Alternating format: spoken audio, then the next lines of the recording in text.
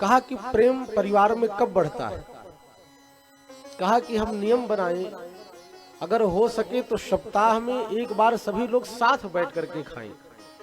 चाहे जितना वैचारिक मतभेद हो वो अलग बात है, लेकिन चाहिए कि जितने भी परिवार के सदस्य हैं, जन हैं, सब एक साथ बैठ करके भोजन करें।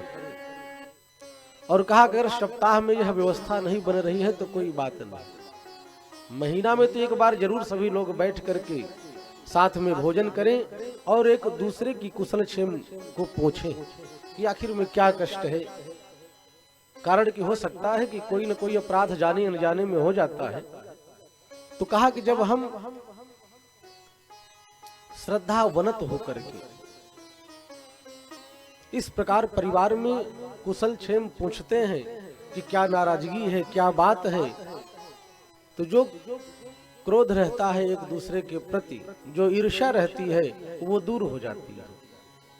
तो भगवान ने अपने विशाल परिकर को बैठाल करके सुंदर शिक्षा दिया। और आचार्य श्री सुखदेव जी ने कहा कि देखो, कभी किसी संत का अपराध न करना,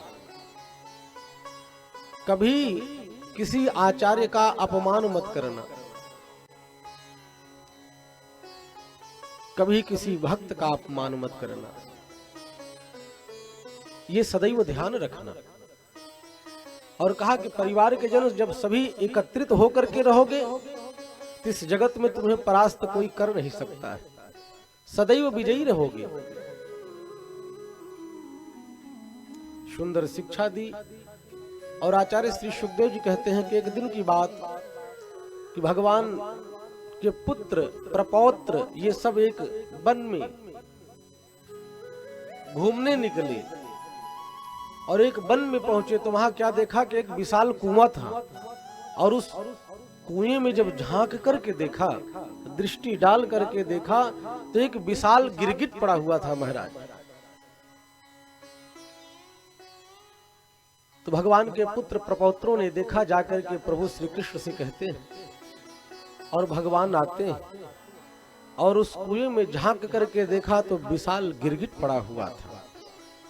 और भगवान ने जैसे ही हाथ लगा करके निकालना चाहा, भगवान के हाथ का स्पर्श हुआ, गिरगिट की योनि समाप्त हुई और एक दिव्य पुरुष प्रकट हुआ। तो भगवान ने कहा कि आप कौन हैं और आप गिरगिट क्यों बने, क्या कारण रहा। तब उस गिरगिट से प्रकट वह राजा कहता है हाथ जोड़ करके, हे प्रभु, हे द्वारिकाधीश, हे प्रभु श्री कृष्ण, अपना परिचय देता है। नृगो नाम नरेंद्रो हम इक्ष्वाकु तनय प्रभो दानिष्वाख्याय मानेषु यदि ते कर्णमस्पृशम्। कहता है कि प्रभु, अहम राजा नृगेंद्रोहम, मैं राजा नृग हूं, इक्ष्वाकु पुत्र राजा नृग हूं प्रभु, इक्ष्वाकु तनय प्रभु, मैं राजा इक्ष्वाकु का पुत्र नृग हूं। और कहा कि प्रभु, जब दानियों की लिस्ट आपने देखा होगा तो मेरा भी एक नाम देखा होगा। आचार्य श्री सुखदेव जी कहते हैं, राजा नृग ने कहा कि प्रभु, वर्षा की बूंद को गिना जा सकता है, वृक्ष के पत्ते को कोई गिन सकता है, और शरीर में जितने रोम हैं इनको गिना जा सकता है, लेकिन मैंने इतनी गौओं का दान किया कि कोई गिन नहीं सकता है। श्री सुखदेव जी ने कहा कि राजा नृग गिरगिट तो बने लेकिन अभिमान नहीं गया।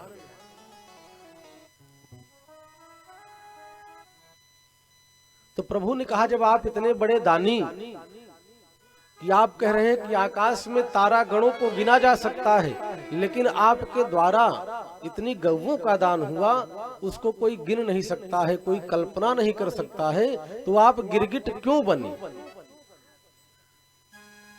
तब राजा नृग ने कहा कि प्रभु, मैं प्रतिदिन 1,00,000 गौओं का दान करता था, और प्रभु ऐसी वैसी गौओं का दान नहीं करता था। कैसी गौओं का दान करता था कि पयस्वनी तरुणी शील रूप गुणोपपन्ना कपिला हेम श्रृंगी न्यायार्जिता रूप्य खुरा सवतुषा दुकूल माला भरणा ददावहम। कहा कैसी गौओं का दान करता था? पयस्वनी, जो दुधारू गाय होती थी, जिसमें दूध अधिक निकलता था।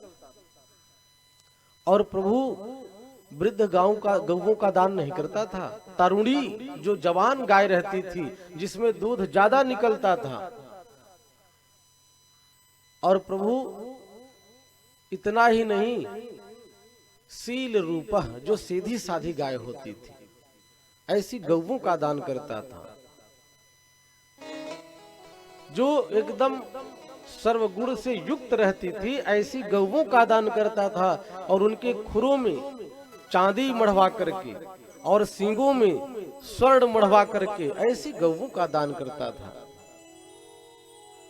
और कहा कि प्रभु, एक बार की बात कि एक ब्राह्मण देव थे, उनको मैंने एक गाय दान में दी।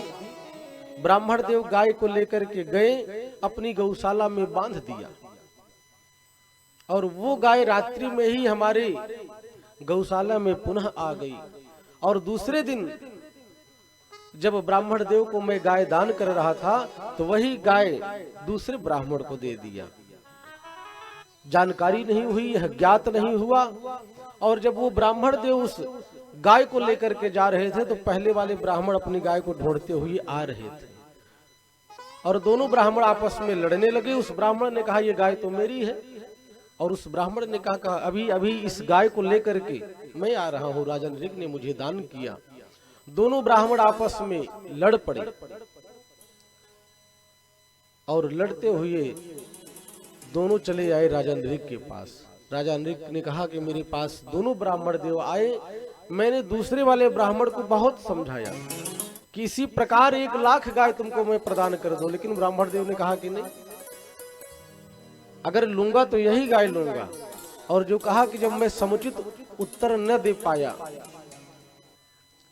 और समुचित निर्णय नहीं कर पाया, तो ब्राह्मण देव ने कहा कि मैं तुझे श्राप देता हूं, जा तू गिरगिट बन जा। तू गिरगिट की भांति अपना रूप बदल रहा है, कभी इस गाय को मुझे देता है, कभी इस गाय को दूसरे ब्राह्मण को देता है। तो कहा कि प्रभु, उस ब्राह्मण देव ने जो श्राप दिया, उसी की वजह से मैं गिरगिट बन गया। और पुनः उनके जब चरणों में अपने मस्तक को रख करके विनती किया, प्रार्थना की, तो ब्राह्मण देव प्रसन्न हुए और कहा कि जा, जब भगवान का जन्म होगा इस धरातल पर और उनके हाथ का स्पर्श होगा, उसी दिन गिरगिट की योनि समाप्त हो जाएगी। तो कहा कि प्रभु, आपकी कृपा से गिरगिट की योनि समाप्त हुई। बोल भक्तवत्सल भगवान की जय।